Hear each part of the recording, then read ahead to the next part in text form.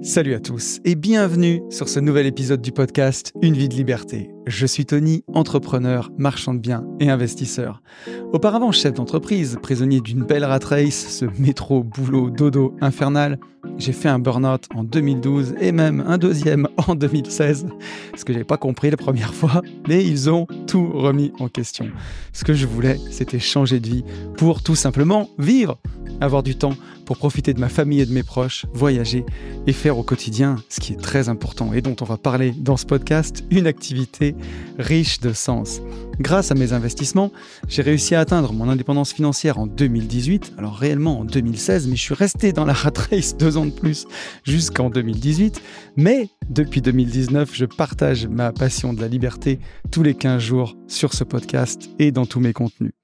Je parle beaucoup d'argent et d'investissement, mais aussi pas mal de développement personnel, avec parfois une pointe de philo, de dépassement de soi et surtout de cette belle, chère et tendre liberté, parce que même si l'argent est indispensable pour être libre dans ses poches, je suis convaincu que la liberté ne vaut rien si l'on n'apprend pas à être libre dans sa tête. Et si d'aventure vous désirez aller plus loin avec moi, je vous propose des livres, des coachings ainsi que des programmes de formation en ligne pour vous permettre d'accélérer votre route vers la liberté. Et si vous voulez un avant-goût de tout ça, je vous ai même préparé une formation complète de plus d'1h20, totalement gratuite, qui s'appelle Les 4 piliers de l'indépendance financière. Elle a déjà été téléchargée plus de 1100 fois. Elle réunit et elle explique tous les leviers que j'ai utilisés et que j'utilise encore pour pouvoir vivre cette belle liberté au quotidien. Tout ça est disponible sur notre site www.abinvest.net ou alors en description de cet épisode. Et c'est à nouveau avec un grand plaisir que je vous retrouve au milieu de ce mois d'août pour les vacances. Je ne savais pas si j'allais faire des podcasts cet été. Je me suis dit, qu'est-ce que je fais ? Est-ce que je prends des vacances tout le mois d'août ? Est-ce que je laisse une vie de liberté sans rien pendant un mois ? Et en fait, c'est tellement un bonheur d'enregistrer ces podcasts. C'est tellement des bons moments que voilà, j'ai voulu faire des épisodes où ce soit un peu plus simple pour moi en préparation, pour que je puisse me mettre derrière mon micro, allumer ma caméra, tourner sans passer trop de temps en recherche. Et la solution que j'ai trouvée pour ça, c'est de faire des réponses à vos questions, des podcasts Allo Tonton. Donc, ce sera 2 épisodes de Allo Tonton pour ce mois-ci et pour le dernier, pour celui du 12 août qui sort aujourd'hui, et pour le dernier du mois d'août, juste avant la rentrée. Donc voilà, mais on va pas rompre la tradition, je vais commencer comme je le fais tous les 15 jours en remerciant tous les gens qui m'ont écrit sur YouTube suite au dernier podcast. Un grand merci à Thibaut, Messi, Ali, Clément, Manu, Mika, Olivier, Marceau, Victor, Tony, Fabrice, Yann, Joël et Cassandre. Merci à vous tous d'avoir commenté. Vous étiez nombreux sur ce podcast, mais je vais revenir dessus. Vous avez été vraiment ultra nombreux à mater le podcast et à m'écrire un truc de fou. Nous sommes 5213 sur YouTube et nous sommes à 457 notes sur Apple Podcast, une note de plus. Donc merci à vous tous. N'hésitez pas à noter le podcast 5 étoiles, déconnez pas, ne me faites pas débaisser ma note. Mais sur Apple Podcast et Spotify, c'est ce qui aide le plus à faire connaître Une vie de liberté. Et si vous avez envie de rentrer en contact avec moi, j'arrive encore à répondre à tout le monde. Mon but aussi, c'était ça, de partager avec la communauté. Je ne sais pas jusqu'à quand je pourrais le faire, mais ça passe encore. C'est sur Instagram, sur mon seul et unique compte, le Une vie de liberté avec la petite étoile bleue. J'essaye de partager du contenu quotidiennement sur ce que je fais. Donc n'hésitez pas à me rejoindre sur ce réseau. Et je vous propose qu'on passe tout de suite à la rubrique News. La première news, c'est déjà de vous remercier tous pour vos retours sur le podcast de Miami. J'étais pas trop sûr au départ, parce que je me suis dit, je vais faire un podcast où je vais raconter mes vacances. Mais voilà, vous me connaissez, j'essaye toujours d'apporter un maximum de valeur quand même, de mettre les choses que j'ai vécues en parallèle avec ma vie ou des leçons de dev perso, en tout cas les choses qui m'ont touché. Et vos retours m'ont trop touché aussi parce que pour la plupart d'entre vous, vous m'avez dit que vous avez bien ressenti les émotions que j'ai vécues là-bas. Et c'est quelque chose que j'essaye de faire de plus en plus dans Une vie de liberté, de faire passer mes émotions. C'est pas facile quand on est dans un studio de podcast. Là, vous le voyez pas, mais j'ai une lumière ici, une lumière là. J'ai un miroir pour me checker en face, savoir si je suis bien dans le cadre. J'ai un micro de podcast. Je peux checker mon retour pour être sûr que ça enregistre bien d'un côté. Donc il y a toujours ce côté où c'est plus difficile que si on était ensemble au bord d'une piscine ou à la montagne ou en vacances où je peux parler bien plus librement. Il y a toujours ce côté où c'est enregistré, où il faut faire attention et c'est plus dur de faire passer des émotions. Mais voilà, je me dis qu'après 5 années de podcast, bientôt, parce qu'au mois d'octobre, on fêtera les 5 ans d'une vie de liberté, c'est fou. Je me sens quand même de plus en plus à l'aise et parfois, aussi de plus en plus spontané. C'est-à-dire que j'ai moins besoin de préparer les podcasts. Je sens que j'ai moins besoin j'arrive à être de plus en plus à l'aise. C'est pas de l'impro, hein, mais sur le moment. Donc ça, c'est chouette. Et surtout de mieux faire passer les émotions. Donc je suis vraiment, vraiment content de ça. Et l'autre chose, c'est que vous m'avez fait exploser les écoutes. Alors, je le savais qu'en mettant Booba en miniature, forcément, ça allait faire des écoutes. Et là, au moment où j'enregistre ce podcast, je vais partir en vacances. Donc, les épisodes de cet été, je les enregistre tous à la suite. C'est pour ça que dans le prochain Allô Tonton, les news, ça sera mince et il y aura forcément pas de retour sur le podcast de la dernière quinzaine puisque vous m'aurez pas encore fait vos retours. On fera ça pour l'épisode de septembre. Donc, ça sera beaucoup plus condensé. Donc, on est qu'au tout début. Hein. Le podcast est sorti depuis 3 jours, oui, on est jeudi quand j'enregistre, donc depuis 3-4 jours, et on fait des écoutes qui battent absolument tous les records. On est parti pour faire, je pense, la deuxième vidéo la plus vue de la chaîne après celle où je montre la Porsche. Donc c'est trop bien. Bienvenue à tous les nouveaux, à tous ceux qui m'auraient découvert sur le précédent podcast avec Booba. Podcast, ça serait bien si c'était vraiment un podcast avec Booba. Il y en a plein qui m'ont posé la question, à quand le podcast avec Booba? Bon, je vous avoue que j'ai autre chose à faire. Je voulais pas lui casser la tête. Je pense qu'il avait autre chose à faire que de m'accorder une interview pour Une vie de liberté, qui est un tout petit média. Mais on sait jamais. Il faut jurer de rien dans la vie. Donc on sait jamais. Tout ça pour dire que je suis vraiment très content. Je savais qu'en mettant forcément Booba en miniature, ça ferait du clic. Ça fait beaucoup de nouveaux. Donc bienvenue à tous les nouveaux. Et vous le verrez, Une vie de liberté, c'est pas le podcast le plus accessible. J'ai encore eu un petit commentaire YouTube la semaine dernière sur une autre de mes vidéos. Je crois que c'était le podcast sur le Fire, où il y a quelqu'un qui commente: comment est-ce possible de mettre 9 minutes pour en arriver au sujet sur une vidéo de 27 minutes? Eh ben oui, c'est ça, t'es chez tonton, je parle beaucoup, c'est comme ça. Donc, je laisse la place aux auditeurs. C'est un podcast qui est peut-être moins accessible, mais au moins, il y a moins de touristes. On est aussi entre nous et c'est pas plus mal. Donc voilà. Mais merci beaucoup pour tout ça. Merci pour tous les gens qui se sont réjouis. Ça faisait aussi une belle leçon de loi de l'attraction, mais on va avoir le temps de revenir là-dessus. Il y a une chose dans les news dont j'ai longuement hésité à vous en parler, et même au moment où j'enregistre ce podcast, je sais même pas si je fais bien d'en parler et je sais même pas si vous entendrez ce que je vais vous dire, parce que je sais même pas si je demanderai pas à Luc de le couper au montage par la suite, parce que je sais pas si je dois en parler ou pas. Mais c'est la cérémonie des JO. Voilà, donc il y a une énorme polémique qui a explosé à la suite de la cérémonie des JO et qui moi aussi m'a choqué. Je suis pas la meilleure personne pour parler de ça. Je me demandais même si je devais en parler, et je pense que je dois en parler parce que ça m'a choqué. Je pense faut libérer la parole justement sur ces choses-là. Donc je serais peut-être pas la meilleure personne pour le dire. Vous le savez, Une vie de liberté, c'est pas du tout un podcast polémique. C'est un podcast où je veux à tout prix rassembler les gens, où je veux partager, aider les gens.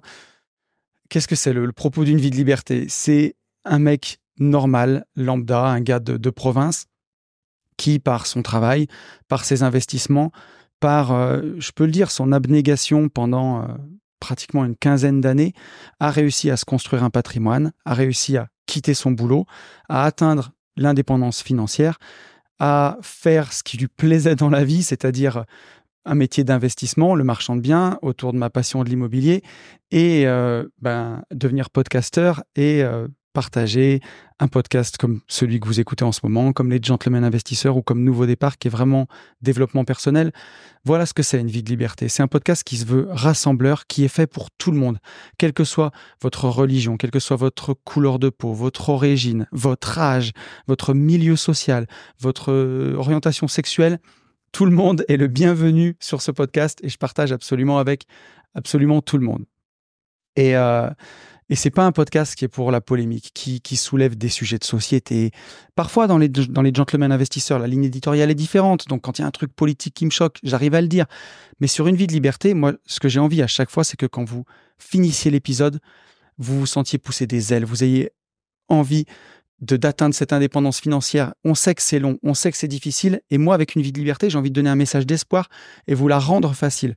Donc, je ne sais pas si c'est la place ici de parler de ça, mais voilà, il y a une chose qui m'a choqué pendant cette cérémonie, et je pense qu'elle a choqué beaucoup de monde, et que si à un moment, on libère pas la parole, et ça passe aussi par moi, si j'arrête de me taire, en fait, sur certaines choses qui me choquent parfois, ben, ça aidera aussi à libérer la parole et à permettre qu'on n'aille pas plus loin. Alors, parce que le problème, c'est que quand on dit quelque chose, on est tout de suite taxé de réac, maintenant d'extrême droite. Alors, si j'étais un immonde raciste d'extrême droite depuis 5 ans de Une vie de liberté, je pense que je le serais au bout d'un moment.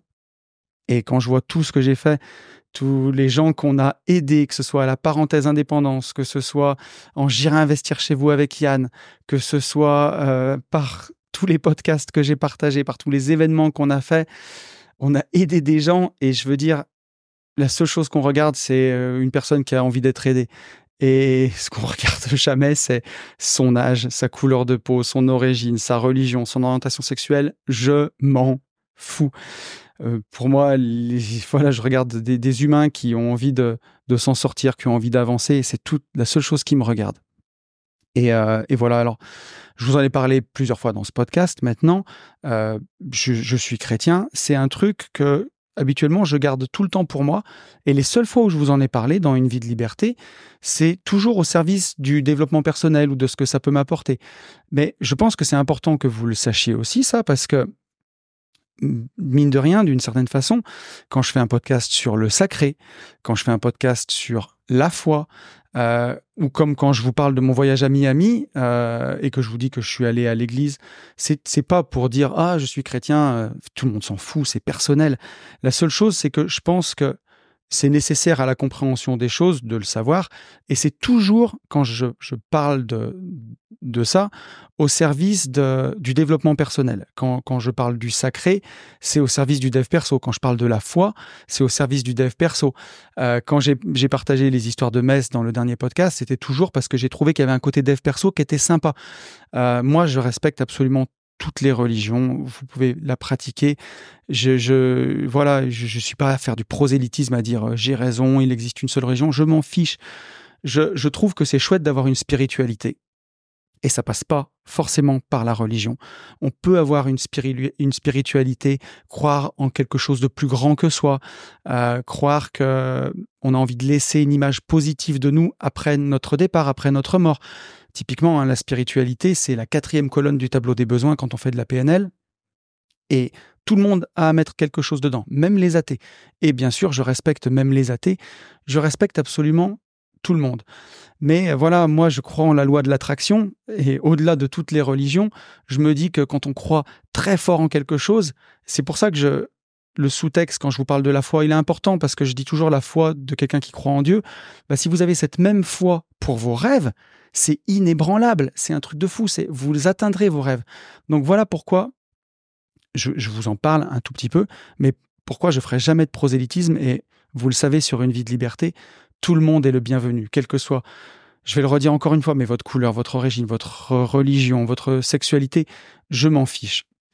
Et ce qui m'a choqué dans cette cérémonie des JO, et c'est le plus dommage, c'est qui par ailleurs était très très belle, en fait, c'est que qu'est-ce que c'est une cérémonie qu'est-ce que c'est les Jeux Olympiques déjà? Il y a un petit côté Une vie de liberté quand même. On réunit tous les peuples du monde entier, quelle que soit encore une fois leur couleur, leur origine, leur couleur de peau, leur religion, leur sexualité. On s'en fiche. On réunit tout le monde. On oublie nos conflits pendant les quelques semaines que durent les JO, pour remontrer une image d'unité des humains, une image d'unité du peuple dans l'effort, dans le dépassement de soi et dans la performance sportive. Et c'est beau, c'est quelque chose d'extrêmement beau, parce que on peut choisir, c'est encore une fois de la PNL, c'est changer sa perception. On peut tous se faire la guerre si on pointe tout le temps tous nos différences et ce qui nous différencie. Mais on peut aussi faire comme pendant les JO, pointer ce qui nous rassemble. Et là, c'est ce qu'on fait. Et qu'est-ce qu'il y a eu pendant cette cérémonie des JO? Il y a eu une représentation de la scène, le tableau de Léonard de Vinci, avec des drag queens dans quelque chose qui était ouvertement sexuel. Il y a eu la promotion aussi du couple à trois dans la vidéo. Et qu'est-ce qui me choque là-dedans? Alors encore une fois, si j'avais quelque chose contre l'homosexualité ou les drag queens, je pense qu'en 50 podcasts, ça se serait vu. Je respecte absolument tout le monde. Ce qui m'a gêné là-dedans, c'est qu'on est dans un pays laïque. La France, c'est laïque, on nous le répète bien assez. Là, c'était de l'argent public, cette cérémonie. C'est pas du privé. Quand c'est un journal privé ou n'importe quoi, on a le droit de blasphémer en France. Ça me gêne pas plus que ça. C'est la liberté d'expression. Là, ce qui m'a gêné, c'était de l'argent public dans une cérémonie publique pour les JO. On vient faire passer une sorte de message politique, en fait. Et clairement, ça m'a vraiment gêné, puisqu'on est dans un pays laïque et ça devrait pas arriver avec de l'argent public, avec un message de l'État. Et là où c'est grave, c'est que si ça avait été franco-français, vous dites quelque chose, tout de suite vous êtes un réac, vous êtes d'extrême droite, vous êtes tout ce que vous voulez. Là, ça a été fait aux yeux du monde entier. Et le monde entier a réagi extrêmement négativement de la façon dont je suis en train de le faire, en disant « c'est pas bien, on peut pas faire ça ». Le christianisme, au sens large, qui regroupe toutes les obédiences, on va dire, qu'il y a à l'intérieur, c'est la religion la plus pratiquée au monde. Et les chrétiens, c'est encore la religion la plus persécutée au monde aussi. Et même si en France, on a la liberté de culte, c'est pas le cas dans tous les pays. Et voir cette représentation-là, ça a choqué beaucoup, beaucoup de pays. Et donc, moi aussi. Et en plus, je trouve que c'est dommage parce que ça dessert même la cause des gens qui se sont exprimés pendant, en tout cas, ça dessert la cause des drag queens, par exemple, d'avoir fait ça. Je trouve que c'est dommage, alors que clairement, en France, c'est pas de cette façon-là. Je pense que c'est la meilleure façon de militer pour cette cause-là, s'il y a besoin de le faire, en allant dénigrer une religion. Donc j'ai trouvé ça dommage. Et je me suis dit, est-ce que je dois en parler? Est-ce que je dois pas en parler? Est-ce que je dois le dire? Est-ce que je dois pas le dire? Je sais encore une fois pas si c'est bien que je le dise. Je sais pas si c'est même bien de le laisser dans le podcast. Donc on verra. Si vous l'écoutez, c'est que j'ai décidé de le laisser. Voilà, ça m'a gêné ce côté. Il y avait peut-être un message politique derrière que j'ai trouvé dommage. Et même en quelque sorte, la promotion du couple à trois. Alors quand c'est dans des films, quand c'est dans n'importe quoi, ça me gêne pas. Mais là, c'était un message officiel de l'État quelque part. Et je trouve que c'est dommage qu'on aille dénigrer encore une fois ces valeurs de la famille, parce que c'est bien beau le couple à trois. Mais quand on a des enfants, il y a un moment, c'est quand même bien de les éduquer à deux dans une famille. Alors vous allez me dire, je suis pas le mieux placé pour parler de ça. Je me suis séparé. Et je pense que derrière, j'ai vraiment fait les choses du mieux que j'ai pu.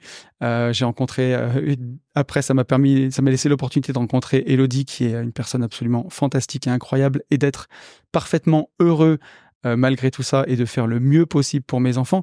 Et quand on essaye de faire le mieux possible, comme j'essaye de le faire et comme vous essayez sûrement de le faire, c'est déjà difficile. Alors, si on en vient à détruire les valeurs de la famille, par exemple, comme de mettre un enfant au milieu de ce tableau, voilà, où on parodie une scène religieuse avec une connotation sexuelle derrière et qu'il y a un enfant au milieu, c'est pas nouveau non plus. J'ai fait un podcast sur les enfants où j'ai parlé de la pédophilie, justement, et avec Nouveau Départ, on reçoit des gens en coaching intensif qui, justement, ont subi parfois des abus sexuels, de la pédophilie. Je vous rappelais comment je terminais ce podcast avec la chanson de Médine, c'est mieux de faire des enfants forts que de réparer les adultes cassés.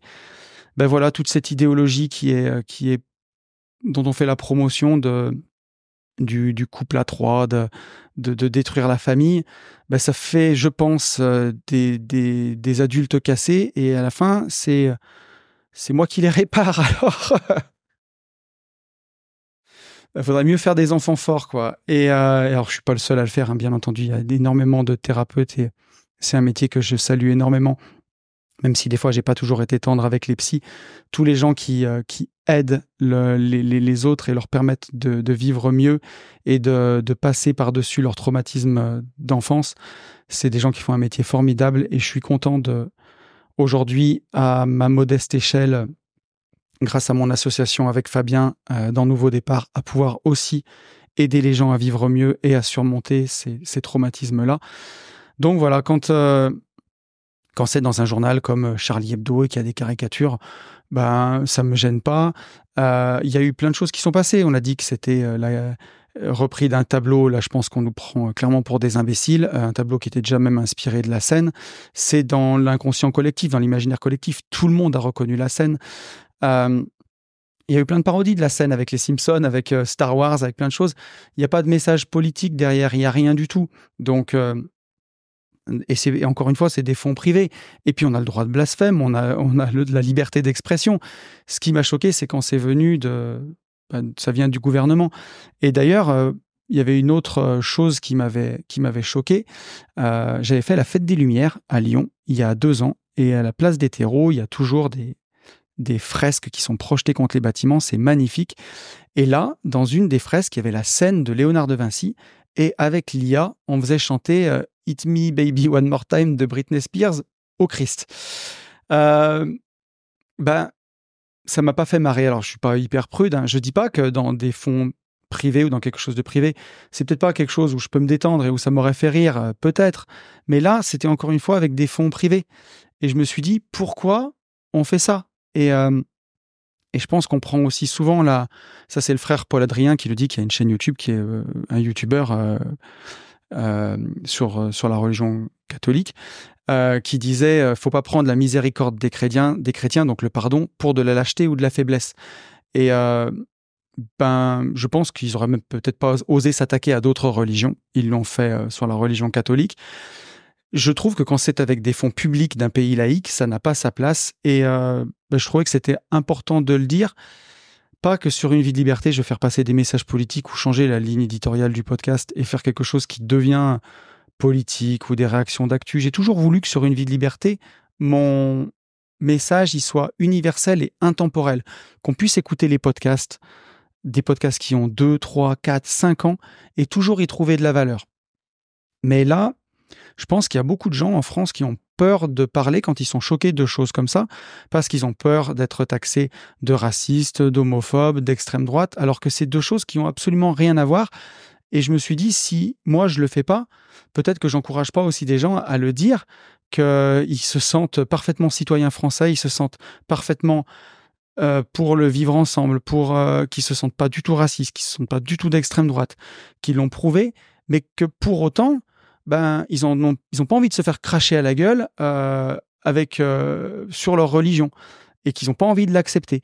Et d'ailleurs, ça n'a pas choqué que les chrétiens, puisque les musulmans ont aussi beaucoup soutenu les chrétiens, dans ce que j'ai vu, en disant que c'était pas normal de faire ça, et surtout pas avec de l'argent public. Donc voilà, je vais pas faire 3 heures là-dessus. Je voulais juste me dire que je voulais peut-être aussi montrer que, voilà, moi aussi, je libère ma parole en disant qu'il y a des choses que j'accepte pas venant du gouvernement. Moi, je suis français, je suis un petit campagnard qui a fait sa petite place au soleil et qui paye quand même beaucoup d'impôts. Et ça m'ennuie que mes impôts servent à ça et que ça vienne aussi salir quelque chose que j'aime tellement. Les Jeux Olympiques, c'est génial, ça réunit. C'est un vrai moment de communion, d'union, comme je veux que soit ce podcast. Et encore une fois, tout le monde est bienvenu. Et j'espère encore une fois que j'ai offensé personne. Si jamais il y avait un de mes auditeurs qui a été drag queen, par exemple, il est parfaitement le bienvenu. Et encore une fois, je ne suis absolument pas choqué par ça du tout. Je suis déjà allé chez Michou à Paris. C'était un cabaret que j'adorais. Il y a des drag queens et ça me fait tout le temps marrer. Je me suis juste dit que le blasphème par l'État, en fait, hein, en utilisant même des drag queens là-dedans, ça n'avait pas sa place. Et je trouvais ça dommage parce que ça vient vraiment... Le problème, il vient vraiment de là. Hein, c'est que ça vient de l'État, en fait. Et que ça vient que ça vient salir une religion alors qu'on est dans un pays laïque en faisant passer un message un peu sexuel. Je trouvais que c'était pas le lieu et la place.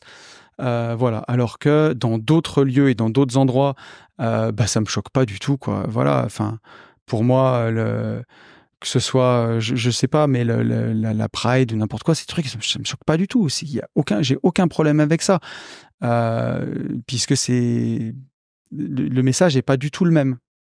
Donc voilà, je suis pas le plus à l'aise pour parler de ça. Je sais pas si je suis le plus clair et si j'arrive à être très clair dans mes idées parce que j'ai pas l'habitude de faire ça. Je sais même pas si je le laisserai à la fin du podcast. Donc si vous l'avez écouté, c'est que je l'ai laissé. Voilà, j'ai rien d'autre à dire de plus. Encore une fois, j'espère que de mon côté, j'ai offensé personne parce que c'est ce qu'il y a peut-être je vais pas parler de religion encore une fois, mais de plus beau dans la religion chrétienne, c'est le pardon. Et bien sûr qu'il y a déjà mon pardon et que tout le monde peut faire des erreurs et que mon pardon, il est déjà là. Ce que je veux pas, c'est que, comme le pardon des catholiques, il est quand même assez facile à donner, ça recommence tout le temps, venant de l'État. Mais bien entendu, qu'on a le droit de caricaturer. Je suis le premier sur un film comme Dogma, par exemple, que je regardais quand j'étais jeune, où je crois que le Christ, à la fin, c'est Alanis Morissette. Ça m'a fait marrer, parce que c'est pas un message officiel de l'État, il n'y a pas de message politique derrière. Donc voilà. Et que j'espère que j'aurai libéré la parole de tous les gens comme moi qui sont juste des citoyens hyper tolérants, qui payent leurs impôts, qui sont aussi pour essayer de vivre tous ensemble dans la paix, quand ils ont le sentiment de se faire un peu cracher à la gueule, qu'ils n'hésitent pas à le dire aussi. Voilà, je ne sais pas comment ça sera reçu, mais je crois qu'on va le laisser. Allez, je continue quand même. Je crois que j'ai fait bien assez long là-dessus. Je vais vous parler du Mastermind Moto des Gentlemen Investisseurs. Là, c'est 2 salles, 2 ambiances. Si vous avez envie de venir nous rejoindre au Mastermind Moto des GI, ce sera en Sardaigne du 22 au 28 septembre. Il reste que 2 places. Je me dis qu'il y a quand même bien 2 motards dans la communauté qui ont envie de venir faire de la moto avec nous en Sardaigne. Je pense que ça va être vraiment fantastique. Donc, n'hésitez pas à me rejoindre. Vous avez le lien dans la description. Je vous parlais de la parenthèse indépendance numéro 7. Elle aura lieu bien du 7 au 9 octobre 2024. J'ai dit du 9 au 11 dans le dernier podcast, je me suis trompé. C'est bien du 7 au 9. Il reste encore 6 places. La prochaine, elle sera que 1 an après, en octobre 2025. Donc, j'ai pas mal de gens qui me parlent sur Insta, qui veulent venir en couple. Voilà, n'hésitez pas à prendre vos places parce que c'est toujours pareil, ça traîne un peu, puis à la fin, ça part assez vite. Donc voilà, si vous voulez nous rejoindre en coaching pour travailler sur vos investissements pendant 3 jours intensifs, c'est chez nous en Auvergne-Rhône-Alpes du 7 au 9 octobre. Et puis je vais vous parler aussi du prochain événement qu'on a, le dernier d'ici la fin de l'année. C'est le coaching intensif Nouveau Départ. On n'en fait que 2 par an. Un au mois de novembre, un au mois de mai. Celui de novembre, ça sera le 21 et 22 novembre. Coaching intensif Nouveau Départ, je vous en parlais un petit peu avant, on est à 100% cette fois-ci dans le dev perso, dans le développement personnel. Si vous avez le sentiment d'être un peu perdu, si vous avez le sentiment de ne pas être à votre place, si vous aviez, comme moi, une petite voix qui vous disait en permanence que vous êtes peut-être pas au bon endroit, c'est peut-être que vous devez venir avec nous en coaching intensif Nouveau Départ. Il reste seulement 4 places. Je vous invite vraiment à aller écouter ça. Nouveau Départ, c'est mon podcast avec Fab. Il y a sa propre chaîne YouTube. Vous avez tous les liens dans la bio. Si ça vous dit de venir passer 2 jours avec nous à travailler vraiment 100% dev perso, vous le savez, ce sera les 21 et 22 novembre. Et la dernière chose que je veux vous dire dans ces news, c'est que je veux vous souhaiter de bonnes vacances à tous. Le mois d'août, c'est un merveilleux moment pour se poser, pour profiter de sa famille, pour décrocher un petit peu. Donc voilà, je vous en veux pas si vous écoutez pas ce podcast le jour de sa sortie. Vous n'êtes vraiment pas obligé. Mais voilà, vous pouvez en profiter pour couper, pour prendre du recul, pour avoir des idées, pour aller marcher sans un podcast dans les oreilles, pour vraiment recharger vos batteries, pour repartir dardard à la rentrée, à la poursuite de vos objectifs, pour prendre des décisions fortes. C'était toujours un beau moment pour moi dans mon ancienne vie de travaux publics où je prenais des vacances que 2 fois par an. Je prenais 1 à 2 semaines à Noël et toujours 3 semaines au mois d'août. Les travaux publics, c'est l'institution, hein, on arrête les 3 premières semaines d'août. Et moi, c'était toujours un bon moment parce que j'étais tellement fatigué qu'en général, je passais les 3-4 premiers jours à dormir et j'étais tellement stressé que je passais les 3-4 derniers jours à stresser. Mais sur 20 jours de vacances, j'avais 12 jours où c'est comme si rien n'existait, vraiment d'îlots de repos, de bonheur, où je me laissais aller à rêver. C'est dans ces moments-là que j'ai découvert le livre La technique du succès d'André Muller, par exemple, que j'ai lu. C'est dans ces moments-là où j'ai rechargé au maximum que je pouvais ma confiance en moi pour trouver les moyens de changer de vie. Donc, je vous souhaite de bonnes vacances à tous et je vous souhaite qu'elles soient aussi réparatrices qu'elles l'étaient pour moi à l'époque. Je vous propose qu'on revienne sur le podcast de la dernière quinzaine. Les USA ne meurent jamais. Donc, je vais reprendre quelques messages.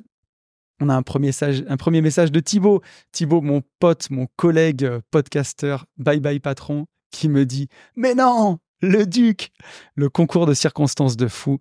La chance ne sourit qu'aux esprits bien préparés. Trop content pour toi. Et donc, merci déjà, mon pote. Merci Thibaut d'avoir commenté. J'ai envie de te dire, à quand le prochain podcast, mon pote? C'est toujours un bonheur quand on fait des podcasts ensemble. Et je veux revenir sur ta phrase, hein, la chance ne sourit qu'aux esprits bien préparés. J'avais coutume de dire une phrase qui n'est pas de moi, bien entendu, hein, mais c'est quand l'élève est prêt que le maître apparaît. Et parfois, dans la vie, on a des déclics et on est prêt à quelque chose. Et je le vois quand ma jeune fille avec qui j'ai passé ses vacances me disait avec sa candeur d'enfant, « Papa, tu crois qu'on verra Booba ?» C'est comme un enfant qui croit au Père Noël ou quoi. Alors, c'est une ado hein, maintenant. Mais il y a toujours cette candeur de dire « c'est encore possible ». Alors que nous, en tant qu'adultes, on dirait « non, mais rêve pas, c'est impossible ». Et je me suis dit là-bas, quand elle me disait ça, ne sois pas blasé, quoi. C'est toujours possible.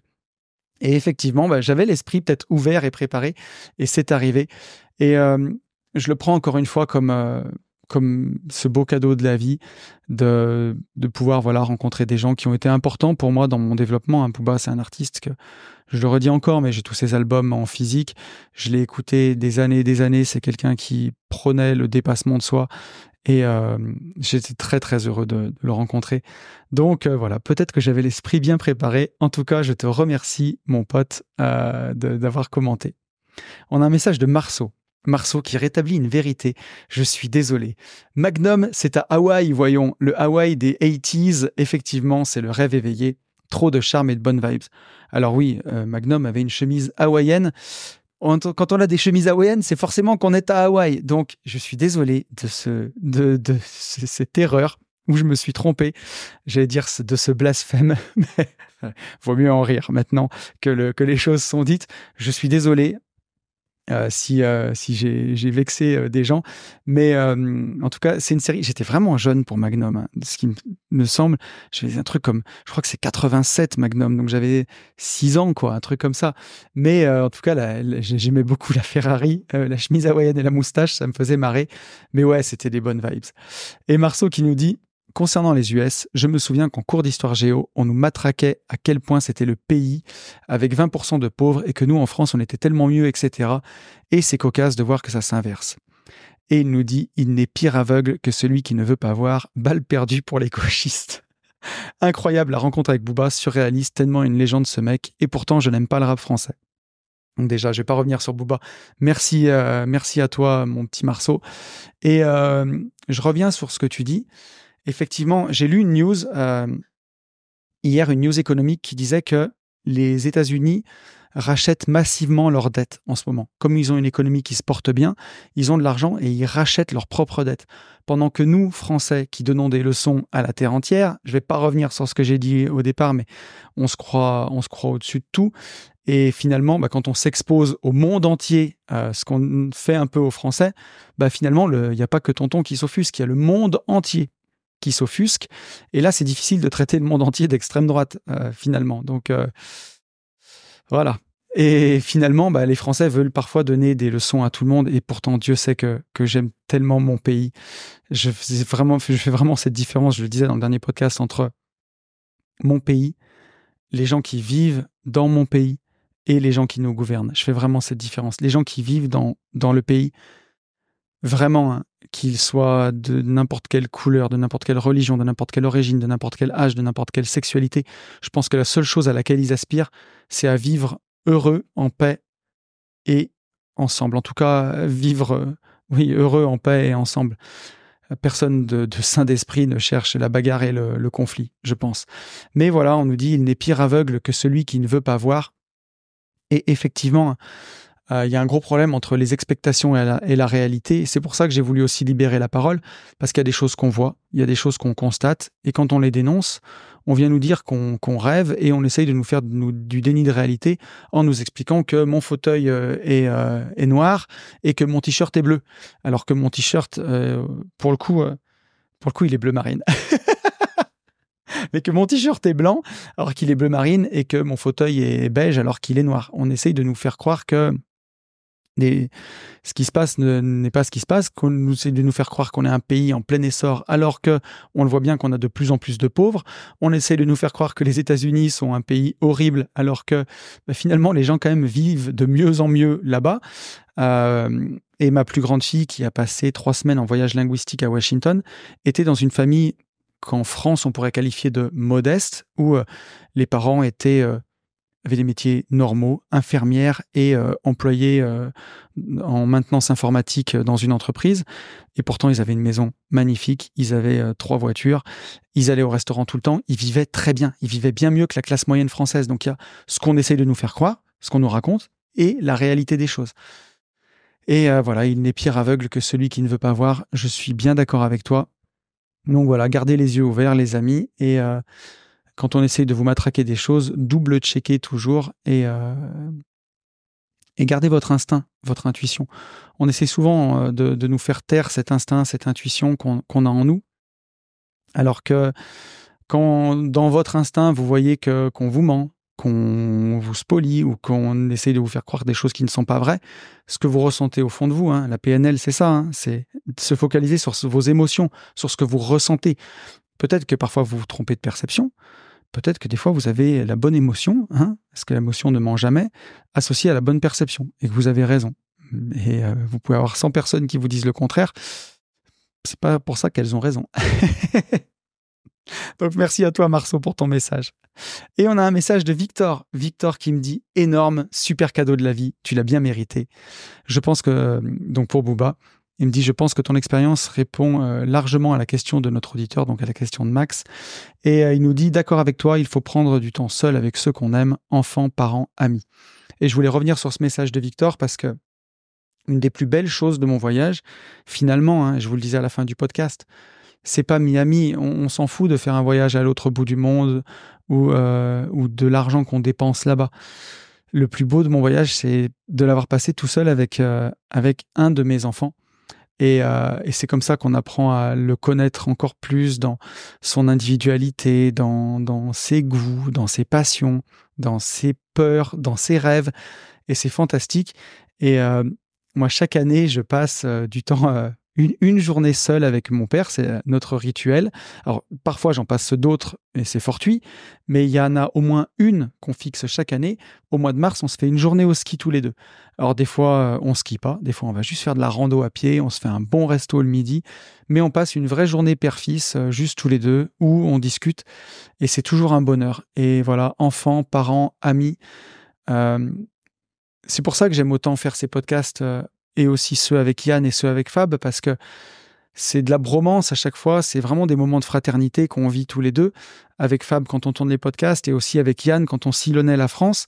J'ai passé plein de temps en bagnole avec Yann, des 8 heures de suite avec lui, dormir dans le même pieu le soir, construire des stratégies pour aider les investisseurs à deux, et finalement avec Yann, on a tellement passé de temps ensemble qu'on se comprend très bien, on se connaît très bien, et c'est ce qui fait une tellement belle amitié, parce que on connaît nos forces, on connaît nos faiblesses, on s'accepte avec nos défauts, et on se connaît très bien. On sait quand c'est plus le moment d'insister, on sait quand c'est le moment de se marrer ensemble. Et ça, c'est possible parce qu'on a passé beaucoup de temps que seuls tous les deux. Et je trouve que c'est chouette. Donc, enfants, parents, amis, n'hésitez pas à passer du temps juste avec un seul pote. Des fois, vous avez l'habitude d'aller en concert avec votre troupe de copains, vous vous marrez, Et puis une fois, vous allez à un concert, il n'y en a qu'un seul qui peut. Et vous dites, ah, ça va peut-être avoir moins d'ambiance. Mais des fois, passer du temps avec un seul de vos potes, avec qui vous n'avez pas l'habitude, vous allez faire un trajet avec lui, vous allez apprendre à mieux le connaître. Moi, j'ai eu le cas une année avec un de mes potes du groupe, de qui je suis un petit peu moins proche, et on a passé tout un trajet ensemble de 8 heures, où on a pu apprendre à se connaître un peu plus, on n'était que tous les deux, et à la fin, ça nous a encore plus renforcés, on s'est trouvé des points communs qu'on ne soupçonnait pas, c'était incroyable. Donc, n'hésitez pas à le faire. Et j'en ai fini avec le retour sur le podcast de la dernière quinzaine, et je vous propose qu'on passe au podcast de cette quinzaine, Allô Tonton numéro 8. Et voilà, encore une fois, je suis trop content de vous redonner la parole. On va passer un bon moment, c'est toujours un plaisir d'avoir vos questions. Et sans transition, on prend un premier message de Baptiste. Baptiste qui me dit « Salut Tony, j'espère que tu vas bien depuis ta session parapente d'éco-IMO et que ça s'est bien passé. Voici mes questions. Sujet numéro 1, la reprise d'entreprise. J'aimerais que tu évoques le rachat, la reprise d'entreprise. Qu'en penses-tu ? Est-ce qu'il faut racheter ? Est-ce qu'il faut mettre un directeur général ? Est-ce qu'il faut conserver et revendre ensuite ? Est-ce qu'il faut utiliser la hausse de ses revenus pour acheter davantage d'IMO ? Ça pourrait être intéressant d'interviewer la personne qui a déjà fait ça une fois ou plusieurs, à voir les avantages, les inconvénients, si c'était à refaire. Alors, avant d'aller à ta deuxième question, je vais répondre déjà à la première. Moi, je l'ai fait une seule fois. Dans toute ma carrière d'entrepreneur, j'ai racheté une seule société qui était ma société de travaux publics à un monsieur qui partait en retraite. Et si tu veux, à cette époque-là, je l'ai vraiment fait pour me créer mon propre emploi, si tu veux. Je ne l'ai pas fait comme le fait de racheter un business pour le faire grossir et pour le revendre. J'ai pris un business qui fonctionnait très bien. J'en ai beaucoup parlé, que j'ai malheureusement racheté avant la crise des subprimes. Et où l'activité s'est un peu cassé la figure derrière. J'avais prévu un remboursement sur 7 ans. Finalement, j'ai mis 11 ans pour payer la société. Donc, ça n'a pas été facile, même si j'ai très bien vécu. J'ai gagné entre 4 et 7 000 euros par mois pendant 11 ans. Donc, je me suis très bien débrouillé. Voilà, malheureusement, c'est une boîte où j'ai laissé mes parts à mes associés qu'on n'a pas pu revendre. On a tout simplement fait une cessation d'activité, on l'a arrêté parce qu'on n'a pas réussi à trouver de repreneur par la suite. Quand on a racheté cette boîte, on l'avait fait par le mécanisme du LBO. Donc LBO, ça veut dire Leverage Buyout. On a emprunté de l'argent auprès de 2 banques pour acheter l'entreprise et on l'a fait au travers d'une holding. Je ne vais pas rentrer sur le mécanisme qu'on a utilisé à l'époque, ce qu'on a fait avec de l'avance de trésorerie, où c'est une méthode qui t'engage quand même. Il faut bien faire très attention à quel prix tu payes l'entreprise. Moi, je pense qu'on l'a acheté un peu cher. C'est ce qui nous a mis le couteau sous la gorge pour toutes les années où je l'ai exploité. Donc, je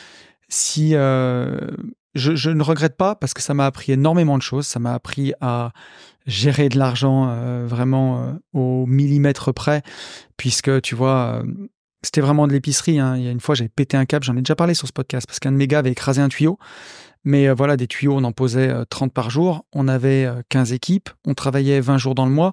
Un tuyau, ça coûte 30 balles. Si tu casses un tuyau par jour, par équipe, à la fin de l'année, c'est des dizaines de milliers d'euros. C'est pas 30 euros.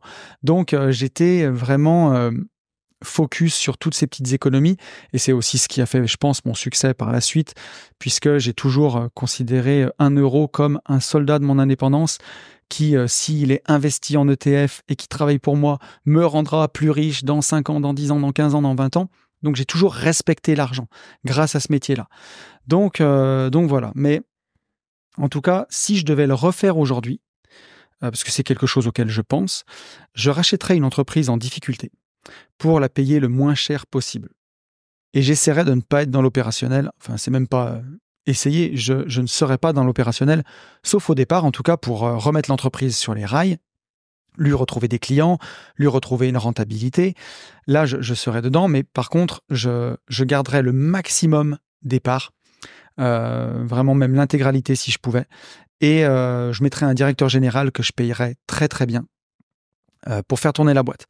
Ensuite, je la ferai grossir et je la revendrai. Voilà, aujourd'hui, comment je ferai les choses. Mais encore une fois, je ne suis pas le mieux placé pour ça, puisque je l'ai fait qu'une fois dans ma vie, où j'ai acheté une entreprise pour me faire mon propre emploi. Je ne l'ai pas acheté pour la faire croître, pour la revendre et pour faire une plus-value, chose que je ferai aujourd'hui. Donc, de mon expérience, je pourrais dire les erreurs que je ne referai pas, c'est d'acheter trop cher. parce que ça, c'est quand même assez dangereux. De bien négocier le taux de mon crédit aussi, parce que les intérêts d'emprunt peuvent vraiment devenir faire un effet massue. Pour te dire, l'entreprise, je l'avais acheté 2,4 millions et en tout, j'ai remboursé 3,2 millions. Sur 11 ans, j'ai payé 800 000 euros d'intérêt. Donc voilà à quel point ça peut avoir un effet massue sur ton activité d'exploitation, à quel point ça peut être dangereux. Donc à quel point il faut faire très attention à ça. Voilà les erreurs que je ne ferai pas. La dernière erreur, c'est que j'étais dans l'opérationnel à 100%. Je faisais les devis, je faisais conducteur de travaux, je faisais directeur du personnel, je faisais absolument tout. Donc si je devais le refaire, je ne serais pas dans l'opérationnel. J'aurais un rôle supérieur pour prendre de la hauteur, avoir du temps pour regarder les choses, mais je ne serais pas, si c'est un business avec des gens, par exemple, dans les plannings, dans tout ça, je prendrais vraiment de la hauteur sur le business pour regarder les KPI, les chiffres clés, combien on a de clients, combien on fait de marge, est-ce que les heures sont bien faites, combien chaque client rapporte, et ainsi de suite. Et je garderai le maximum de parts et je mettrai un DG pour s'en occuper. Mais, je vais bientôt vous faire une surprise, puisque dans le podcast des Gentlemen Investisseurs, on va recevoir un pote à moi qui a fait ça plusieurs fois, qui a fait des plus-values exceptionnelles, notamment, je ne vais pas tout spoiler, mais l'achat d'une société 500 000 euros et une revente seulement quelques années plus tard, je crois que c'est 2 ou 3 ans plus tard, 5 millions. 1 fois 10 en 3-4 ans. On est mieux que le Bitcoin, là. Hein. Alors bien sûr, c'est pas sans effort, c'est du boulot. Il y a passé beaucoup de temps. Là, c'est pas des revenus passifs, mais en 5 ans, il a plié le game, quoi. Et on va le recevoir dans le podcast des Gentlemen Investisseurs, et il l'a fait plusieurs fois. C'est un spécialiste de la reprise d'entreprise. Donc je pense, Baptiste, que tu vas être vraiment satisfait et que tu vas vraiment avoir de la bonne matière. On va prendre ta deuxième question, du coup, mon petit Baptiste. Deuxième question, type d'opération de marchand de biens. Avec ton expérience, préfères-tu faire des OP de marchand de biens avec ou sans travaux, division ou flip aujourd'hui? Perso, les galères que j'ai eues récemment, délai de travaux, on s'engage sur 10 ans sur les travaux effectués, retournement du marché IMO, je pense que je vais tester les opérations sans travaux pour 2 raisons. Aller plus vite, pas de responsabilité sur les travaux. À ton micro, bon courage et au plaisir, Baptiste. Alors je vais te dire, je vais être parfaitement honnête avec toi, je suis un passionné d'immobilier, même si parfois les locataires m'ont usé, même si parfois j'ai payé trop d'impôts sur certains biens et ça m'a usé, je reste quand même passionné d'immobilier. Et je préfère les opérations de marchand de biens quand même sans travaux. Pourquoi ? Parce que quand tu peux acheter et revendre tout de suite sans faire de travaux, tu vas beaucoup plus vite. Donc tu portes l'opération beaucoup moins longtemps et donc tu payes beaucoup moins d'intérêt, donc tu gagnes beaucoup plus d'argent. Voilà pourquoi ça m'intéresse. En marchand de biens, il faut quand même être un peu feignant. Hein. Il faut toujours faire attention parce que quand on est passionné d'immobilier, on a envie de redonner une seconde vie à des biens, on a envie de les faire revivre. Et donc, on est passionné, donc on a envie de faire beaucoup de travaux pour faire quelque chose de magnifique, de flamboyant. Mais c'est des fois un mauvais biais parce que, à mon sens en tout cas, faire beaucoup de travaux, ça implique de porter le projet très longtemps, ça implique de payer beaucoup d'intérêts et ça implique aussi, comme tu le disais, de garantir tous ces travaux sur une décennale et d'avoir une responsabilité dessus. On s'engage sur 10 ans. Donc, c'est beaucoup d'emmerdes. Et bien entendu, quand tu fais beaucoup de travaux, tu te rapproches de plus en plus de la promotion immobilière et il faut savoir que les stats en France, c'est qu'une promotion immobilière sur 3 part au procès. Parce que ça veut dire que quand tu livres ton bien, tu livres, la décennale, elle démarre. Souvent, tu l'as attaqué 1 an et demi avant. Donc, les fondations, elles ont, jusqu'à ce qu'elles aient 11 ans, on peut encore te faire un procès. Alors, c'est très bien la décennale, parce que quand tu fais construire une maison, c'est plutôt pour 100 ans ou 150 ans que pour moins de 10 ans. Donc, ça pousse à l'excellence et c'est important. Mais des fois, ça a des travers qui font que tu peux te taper un procès au bout de 9 ans. Il faut quand même faire relativement attention. Moi, je suis très précautionneux avec la promotion immobilière. Donc sur le marchand, plus je fais des opérations de division classique où je peux revendre la maison d'un coup, revendre le terrain en DP sans faire les viabilisations, mieux je me porte. Ça ne veut pas dire que je ne fais pas des lotissements, ça ne veut pas dire que j'aime pas faire des lotissements, mais si tu me demandes ce que je préfère les OP sans travaux. Et après, ma passion des travaux, je vais la faire plutôt pour les biens que je garde. Que ce soit dans mes SCI pour louer, là je peux accepter de faire beaucoup de travaux parce que je vais garder les biens, je vais en profiter moi pendant plus longtemps. Parce que c'est ça que je trouve dommage en marchand, c'est que sur une opération de marchand, tu vas faire une super belle réno et t'en profites pas parce que tu le revends. Et je trouve que le domaine là-dedans où tu peux le plus t'éclater, finalement, c'est ta résidence principale. Où, moi, tu vois, j'ai pris une ERP qui était une maison des années 90, qui était vraiment dans son jus, qui avait été abandonnée avec des toutes petites pièces. Le petit papy, la petite mamie, ils étaient partis en EHPAD 2 ans auparavant. La maison, elle était recouverte de lierre. Ils étaient passionnés de jardinage, mais plus personne ne le faisait. Donc, le jardin était en jachère. J'ai mis quasiment 3 semaines pendant le confinement pour arriver à couper tous les arbres. C'était un truc de fou. Et on a redonné vie à cette maison de A à Z. On a refait absolument tout l'intérieur, on a refait tout l'extérieur, on a fait une piscine, on a refait toutes des terrasses. J'ai fait un carport, j'ai fait un auvent. La maison d'aujourd'hui n'a plus rien à voir avec ce que c'était avant. L'avantage, c'est que je l'ai payé très, très, très, très peu cher, cette maison. J'ai fait une négociation qui était hors du commun, je pense, et je suis très content. Donc, du coup, j'ai pu me faire plaisir sur le budget travaux. Aujourd'hui, si je revends la maison, j'ai une plus-value. Elle ne sera pas exceptionnelle parce que justement, d'avoir acheté peu cher, je savais ce qu'elle se revendait. J'ai pu mettre le paquet sur les travaux pour me faire vraiment plaisir et faire quelque chose de chouette. Donc, mon amour de l'immobilier et justement des travaux et de redonner vie à des biens, je l'ai exercé dans ma RP parce que j'en profite tous les jours. Et pour la partie marchand de biens, je préfère sans travaux parce que je le vois plus comme du business, tu vois. Donc, j'espère que j'ai bien répondu à ta question. On a un message de Denise. Denise qui me dit « Hello tonton, merci à toi de nous donner l'opportunité de te poser une question. Tout d'abord, sache que je suis une fidèle auditrice de ton podcast et vraiment, j'adore t'écouter depuis mon bureau ou au travail. Merci beaucoup à toi.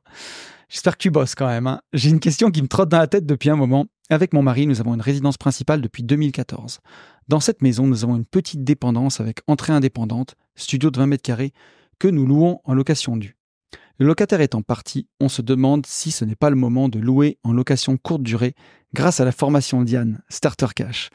Mais le fait que ce soit dans notre résidence principale, cela me fait peur à cause de la population qu'on pourrait être amené à recevoir, prostituée ou autre. Qu'en penses-tu ? Merci de ton retour.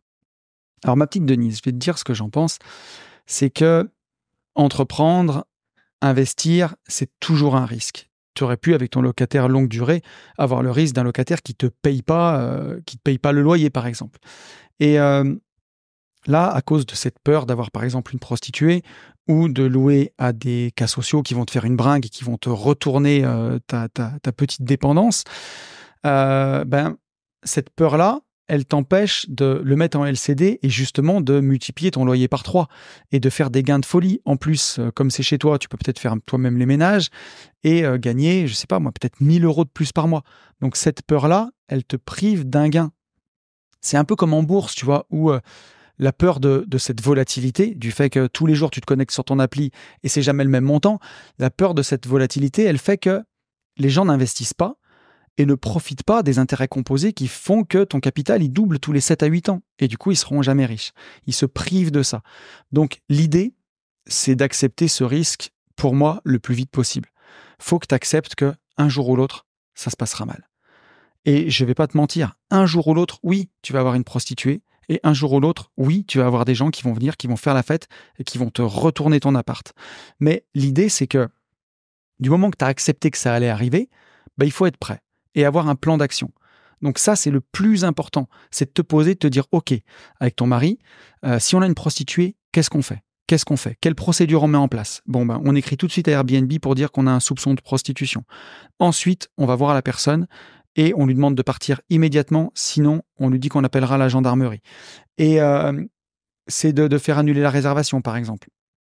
Ou alors toute autre chose, tu vois, sur l'attitude que tu peux adopter.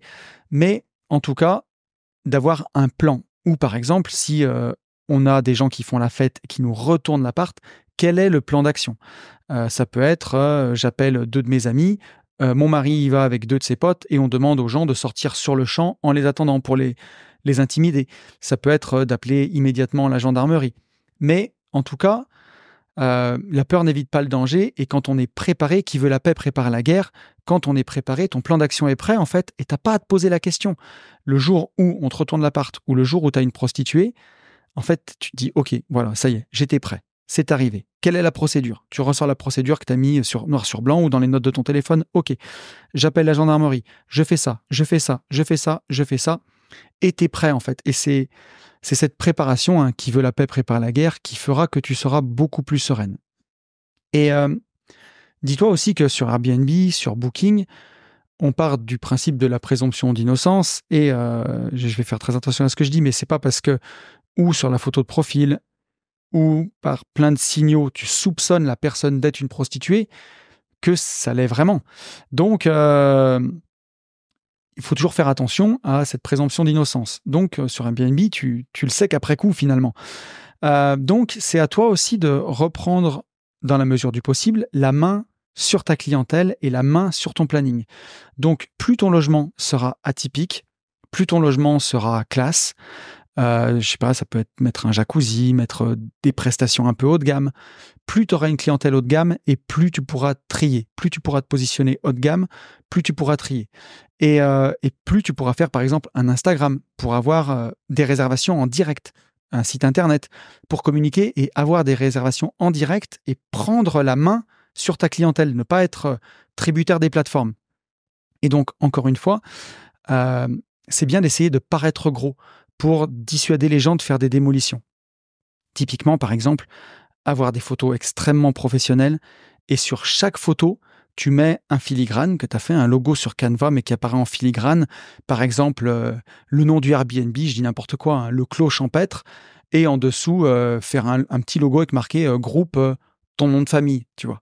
Je le prends pour moi, par exemple, le Clos Champêtre, financière immobilière Poncet, tu vois. Mais un truc comme ça, je l'invente. Où les gens ont l'impression que ils vont dans quelque chose de prestigieux. Et tout de suite, ils vont avoir un mouvement de recul avant de se dire qu'ils vont le retourner, quoi. Typiquement, tu vas beaucoup plus retourner un Cassos, il ira beaucoup plus retourner un Airbnb de province qu'une chambre du Hilton. Parce qu'il se dit, le Airbnb de province, le particulier va faire quoi? Il va rien faire du tout. Alors que si tu retournes une chambre du Hilton, tu vas te taper un procès. Et ça va mal se passer pour toi. Donc, l'idée, c'est toujours de paraître gros. Et ça, c'est une leçon qui nous vient de l'autoroute du millionnaire, de MJ de Marco, où il disait toujours « paraissez gros ». Et typiquement, c'est ce qu'on essaye de faire avec AB Invest, où on a le groupe AB, nos sociétés, AB Patrimoine, AB Investissement, je vous passe toutes les autres, où on a fait un très beau logo. Et où il y a des gens, quand ils écrivent à la société, ils sont encore surpris que ce soit moi qui réponde. Ils ont l'impression que c'est une multinationale. Alors que non, on n'est que deux. Mais on a un beau site internet aussi. Et cette idée-là, c'est de paraître gros. Quand tu parais gros, tu parais professionnel. Et donc les gens, ils s'imaginent qu'il y a des avocats derrière et ils ont plus peur de casser que chez des particuliers. Donc voilà, si je devais résumer ma réponse, je te dirais que la peur n'évite pas le danger. Que oui, je te confirme, je peux pas te mentir, ça va t'arriver.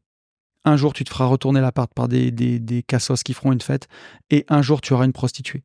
Mais voilà, prépare les choses et sois le plus haut de gamme possible. Faut paraître gros, reprends la main sur ta clientèle et tu verras, je suis sûr que ça va bien se passer. On a un message de Victor. Victor qui me dit « Salut tonton, super initiative, cet Allo tonton. J'ai repris un CDI et j'ai arbitré un bien pour retourner faire des emplettes. Je ne vais malheureusement pas avoir énormément de temps pour chasser des biens. As-tu des tips pour optimiser ma recherche?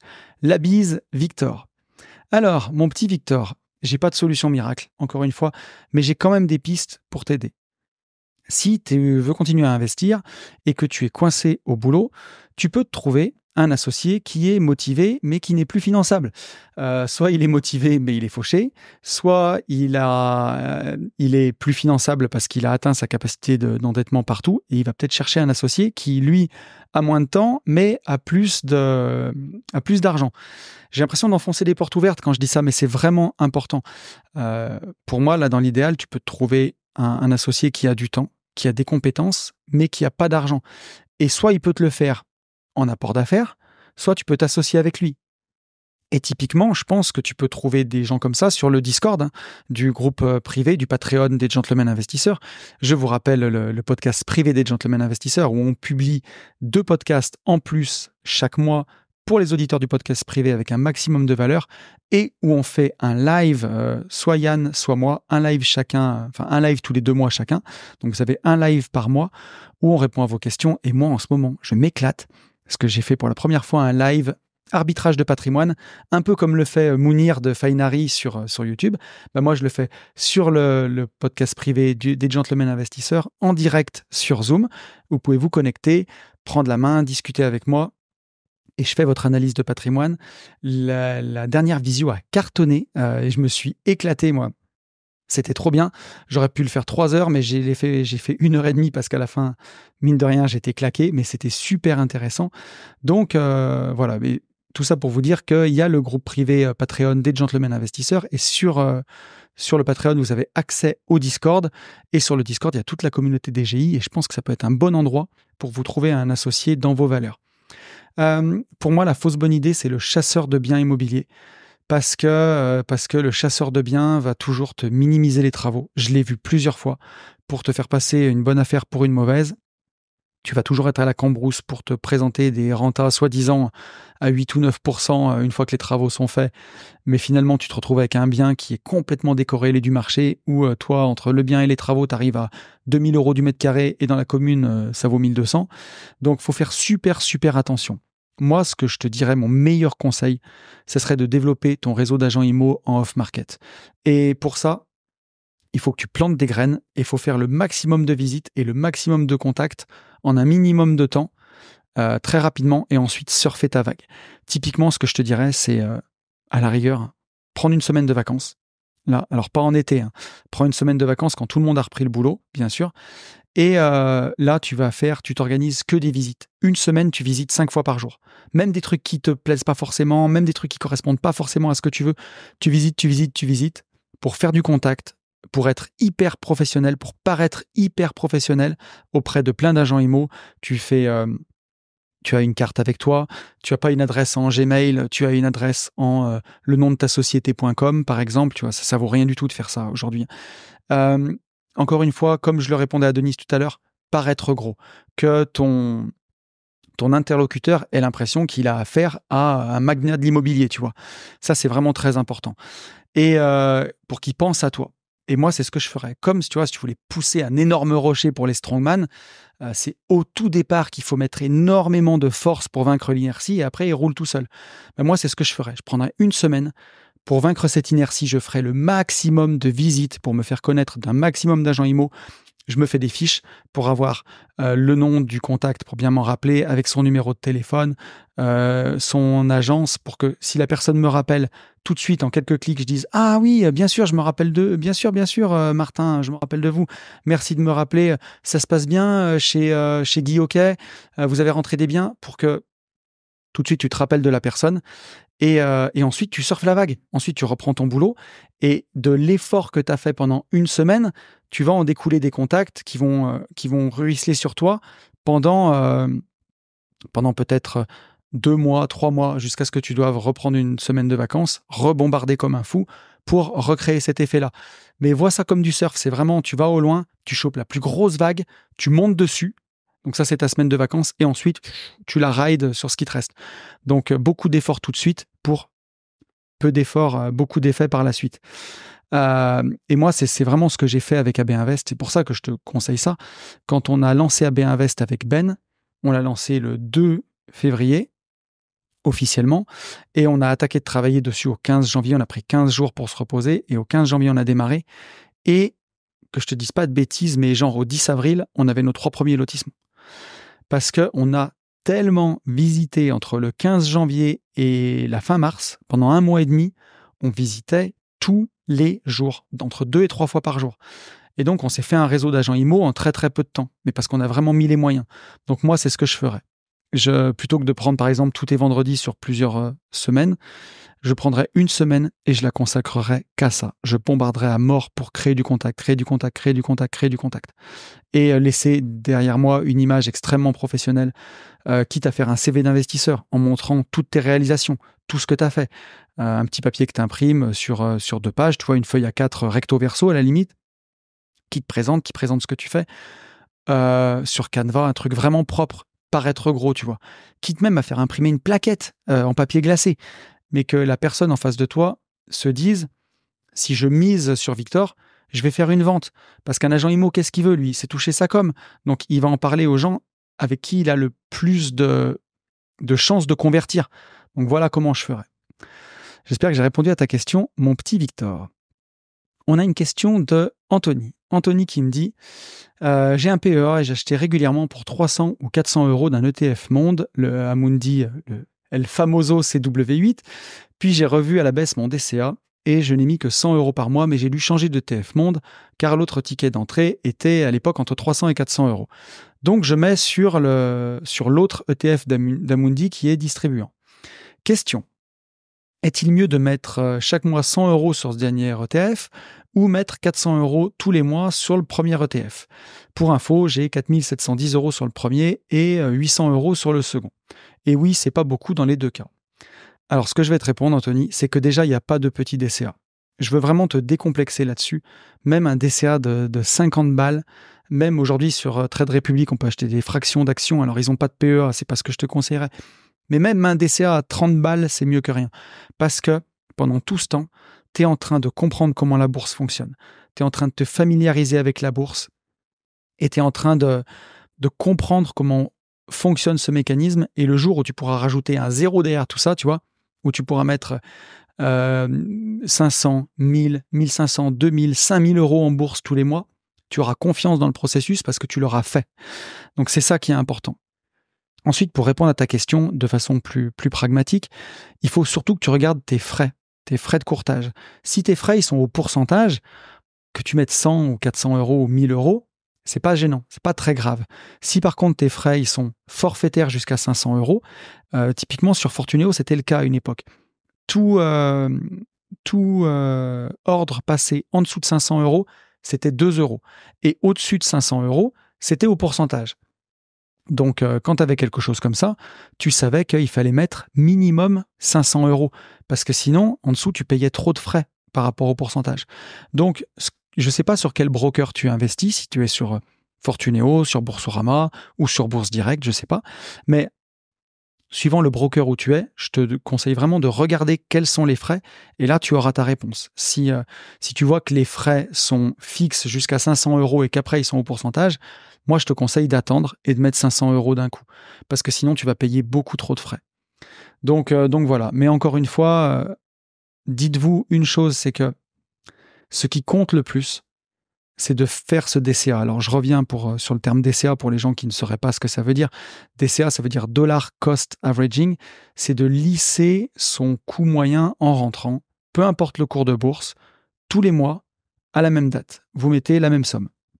En français, on appelle ça le coût moyen rapporté. L'idée, c'est de se dire, je vais allouer 500 € à la bourse et tous les 5 du mois, quand j'ai touché ma paye, je vais acheter pour 500 € d'ETF sur mon PEA, quoi qu'il arrive, que ce soit haut, que ce soit bas, qu'il neige, qu'il pleuve, qu'il vente. Et je vais faire ça toute ma vie, en fait, jusqu'à ce que j'ai envie de profiter de mon capital. Donc, du moment que vous faites ça, il n'y a pas de mauvaise solution. C'est déjà bien. Voilà. Même si c'est avec des petites sommes, dites-vous qu'un jour, vous aurez des grosses sommes à investir. Et vous serez préparé si vous commencez le plus tôt possible. Donc voilà ce que je peux te dire, mon petit Tanto. Et on va prendre un dernier message de ce Allô Tonton, un message de Anne-Lorraine. Anne-Lorraine qui me dit « Salut Tonton, super idée cet épisode questions-réponses. J'aime beaucoup ton podcast que j'ai découvert il y a quelques mois. J'ai bientôt 41 ans, marié, 3 enfants. Après de très longues études avec un sacrifice total de ma personne à mon métier vocation pendant de nombreuses années, j'ai fait une première reconversion fin 2020 dans une autre branche de mon cœur de métier. Malgré cela, je suis à bout de la fameuse rat race. Je n'en peux plus d'être salarié et de devoir obéir à un patron, devoir me soumettre à des horaires et me taper des heures de trajet chaque jour. Je suis en quête de liberté et surtout de temps. Alors tes podcasts, et notamment le dernier que j'ai écouté, Travailler sur ton patrimoine, c'est travailler sur toi-même, ils résonnent énormément en moi. Bref, j'en viens à ma question. Malgré quelques investissements réussis, je suis loin de l'indépendance financière. J'y travaille actuellement, mais ça prend du temps. Alors comment tenir? Et combien de temps? Une partie de moi n'arrête pas de se dire « plaque tout et lance-toi dans l'entrepreneuriat », sachant que ce sera un grand plongeon. Je n'ai pas droit au chômage, car je suis frontalière avec le Luxembourg, donc pas de rupture conventionnelle possible, aucune aide à la création d'entreprise. Je me dis « vas-y, fonce ». Bien évidemment, immédiatement, j'ai l'autre partie très sage, scolaire et pragmatique, qui fait taire cette idée et me dit « allez, tiens bon, encore 10 ans. Peut-être moins avec un peu de chance. T'es pas si mal là où tu es, tu gagnes plutôt bien ta vie. Beaucoup de gens rêvent de ce que tu as. Apprécie au lieu d'en vouloir plus. » En gros, je n'arrive pas à savoir si ne pas sauter dans le grand bain est un choix raisonné et judicieux ou juste un reflet de mes peurs, de mon éducation et du rôle que j'ai toujours joué dans ma vie? Comment faire la part des choses? Le temps est une contrainte critique car ayant déjà des lourds horaires de travail, c'est très dur de trouver du temps pour développer un side business car je gère déjà mon IMO locatif. Je te remercie de m'avoir lu et tout conseil du grand sage tonton sera grandement apprécié. Ça me fait drôle de t'écrire car j'ai l'impression que tu es arrivé là où j'aimerais être. Je te trouve très inspirant comme personne et tu dégages beaucoup de bienveillance. Merci beaucoup, merci infiniment à toi, Anne-Lorraine. Merci beaucoup. J'espère pouvoir te rencontrer lors de la prochaine parenthèse indépendance. Écoute, n'hésite pas, il reste encore quelques places. Je serais ravi de t'accueillir avec ton conjoint. Je suis en discussion avec mon mari pour arriver à me libérer quelques jours, mais la logistique familiale est complexe chez nous. Merci encore de partager tes réflexions, ton expérience et ton vécu avec tes auditeurs. C'est pour moi une source inestimable de réflexion, de motivation et d'exemplarité. Je ne sais pas si je mérite autant d'éloges, mais en tout cas, je te promets que je fais de mon mieux. Je te souhaite un bel été, Anne-Lorraine. Donc écoute, Anne-Lorraine, c'est un très beau message que tu me fais. Je vais essayer de te répondre de la meilleure des façons. Finalement, ce que tu entends au fond de toi, c'est cette petite voix, quelque part. Parce que si tu fais preuve de rationalité, purement rationnelle, alors c'est sûr, bien sûr, hein, tu as un travail, un métier vocation pour lequel tu as fait énormément d'études, un métier qui te rémunère bien, où tu te dis, allez, encore 10 ans de plus, pourquoi pas. Mais t'as beau être rationnel, t'as beau te dire que t'es à ta place, t'as cette petite voix que tu entends. Et tu peux pas la faire taire, parce qu'elle revient sans cesse. Et le plus souvent, quand on a cette petite voix, c'est que, effectivement, il y a des choses qui montrent que tu n'es pas vraiment à ta place. En tout cas, pas là où tu pourrais réaliser ton plein potentiel.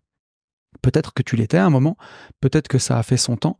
En tout cas, tu as cette petite voix au fond de toi qui résonne et il faut l'écouter. Il faut l'écouter.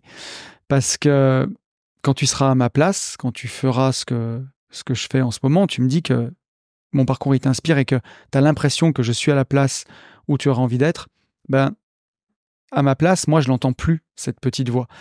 Ou alors juste pour kiffer les bons moments. La petite voix que j'entends, c'est une petite voix qui me dit toujours « Quelle vie incroyable !» Tu vois, encore ce matin, je me suis levé, je me suis dit « Je vais tourner un podcast au bureau ».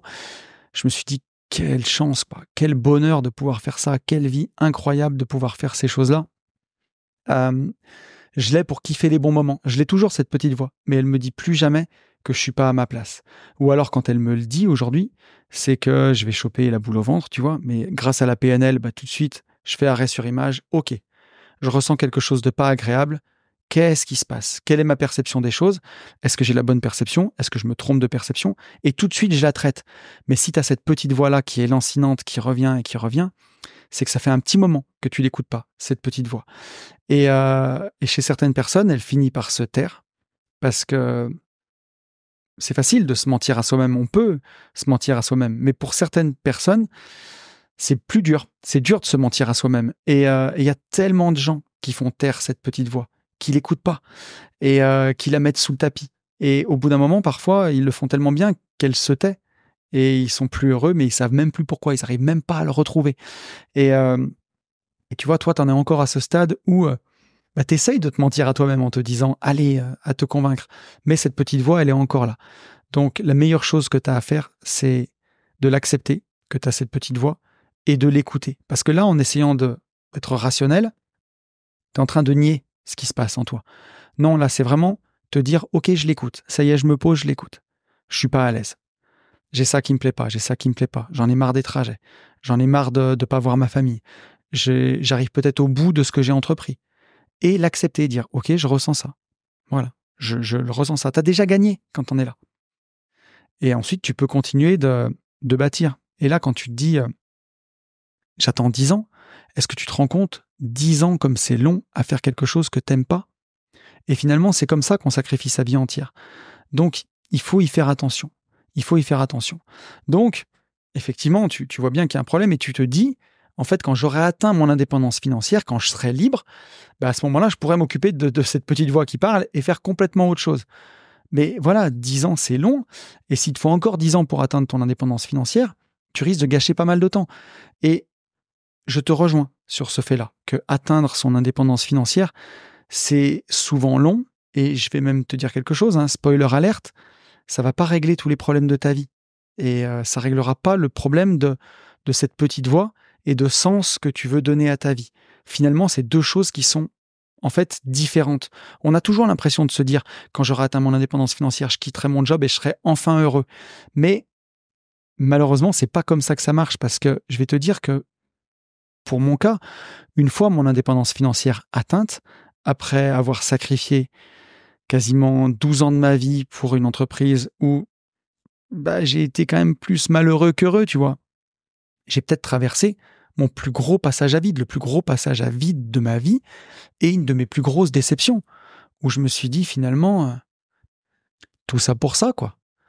Voilà, ça faisait 2 ans que j'avais atteint mon indépendance financière, j'avais voyagé, je m'étais même offert une Tesla, et les fidèles auditeurs du podcast connaissent cette histoire, hein, mais où un jour j'ai discuté à cœur ouvert avec mon pote Fab, avec qui maintenant j'anime Nouveau Départ sur le parking du CrossFit, où je lui dis, je crois que je kiffe plus en fait.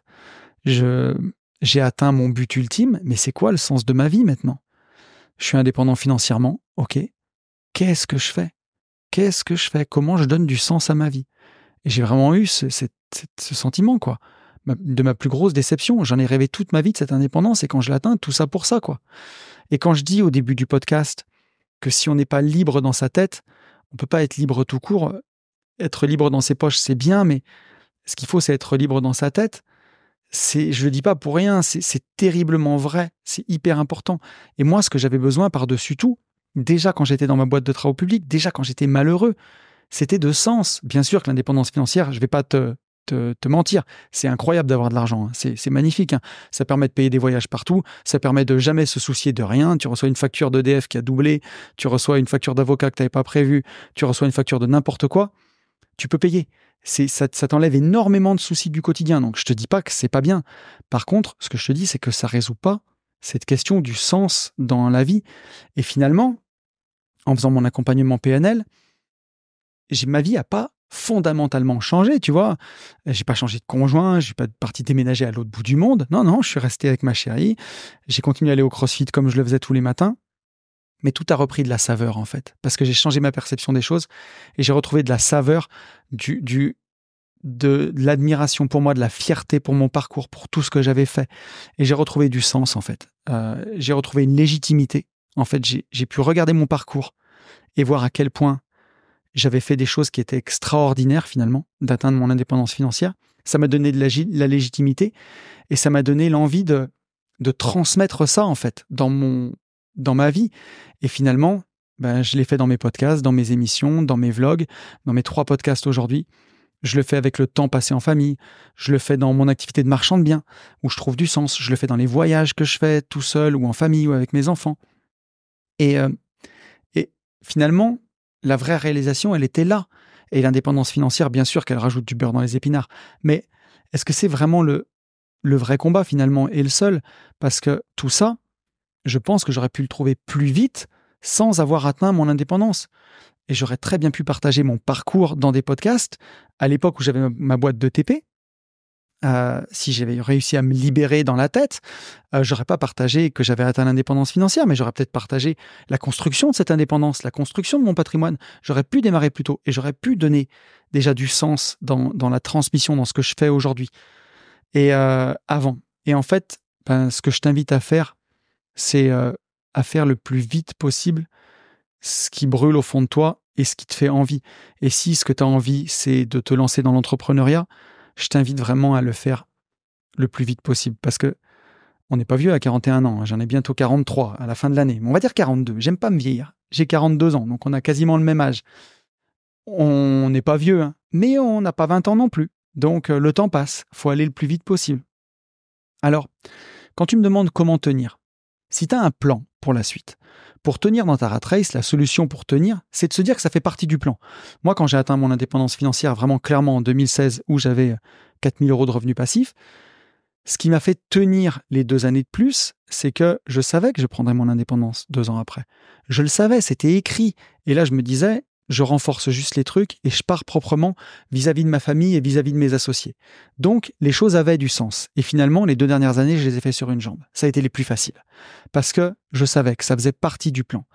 Mais la question à te poser, c'est pour toi, pour le supporter, qu'est-ce que c'est le plan? Qu'est-ce que c'est la suite? Quelles échéances tu mets? Quelles actions tu poses? Dans combien de temps tu arrêtes? Qu'est-ce que tu vas faire? Qu'est-ce que tu construis pour la suite? Et là, tu verras que si tu fais une échéance à 2 ans, les 2 dernières années, elles seront faciles parce que tu sais où tu veux aller. Et ce que je veux te dire par là, pour peut-être t'aider à savoir ce que tu veux faire, c'est que l'indépendance financière, c'est pas une fin en soi, c'est pas la fin des choses.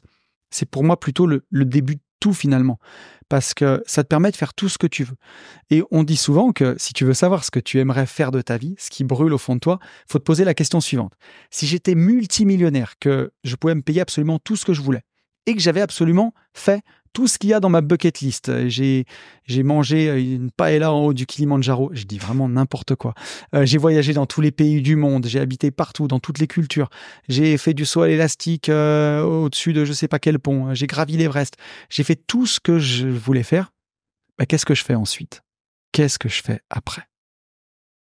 C'est compliqué cette question. Hein. Eh ben, moi, je me la suis posée, tu vois, puisque j'ai atteint mon indépendance financière. Alors, j'ai pas des moyens financiers illimités qui me permettraient de... Je sais pas si mon rêve, c'était de mettre une brique sur la pédale d'une Bugatti Veyron pour voir comment ça fait quand elle s'éclate dans un mur et que ce soit une vidéo YouTube à 1 million d'euros. J'ai pas encore les finances pour cramer un de mes millions n'importe comment. Mais je pense que ça serait complètement stupide. Mais est-ce que je me suis quand même posé cette question, puisque je peux aujourd'hui faire plein de choses avec mon indépendance financière. Bah, tu sais quoi, je crois que je ferai ce que je fais là, en fait. Je ferai des podcasts pour partager mon parcours et pour aider les gens qui ont envie d'atteindre l'indépendance financière. Je crois que je ferai ça. Vraiment. Alors moi, je t'invite à te poser cette question. Qu'est-ce que tu ferais? Que ferais-tu si tu avais des finances illimitées et que tu avais fait tout ce que tu penses que tu as envie de faire dans ta vie? Et ensuite, ce que je me demanderais, si j'étais toi, c'est comment est-ce que je peux faire ça le plus rapidement possible?